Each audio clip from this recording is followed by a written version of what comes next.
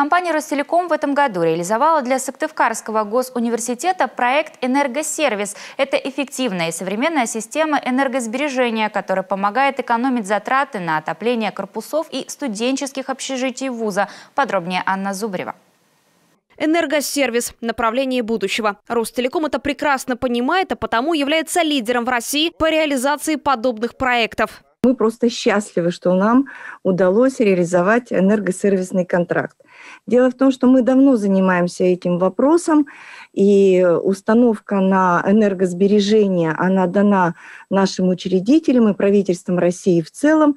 Самостоятельно и так масштабно перейти на энергосберегающие технологии вуз не мог за неимением финансовой возможности. Благодаря же Ростелекому не пришлось тратить ни копейки. Модернизацию теплоснабжения и водоснабжения партнеры провели за свой счет.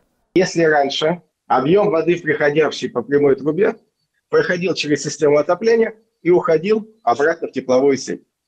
На сейчас часть воды уходит, а часть возвращается и используется повторно. Экономия таким образом достигает 50%. Откуда она берется, можно объяснить еще на примере обычной квартиры. Все мы с вами приходим домой, нам либо жарко, либо холодно.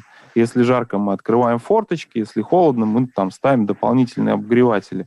И вот раньше именно так и было. Сейчас, модернизировав существующее старое оборудование, нам не нужно уже открывать форточки, нам не нужно ставить дополнительных обогревателей. У нас постоянно поддерживается комфортная температура.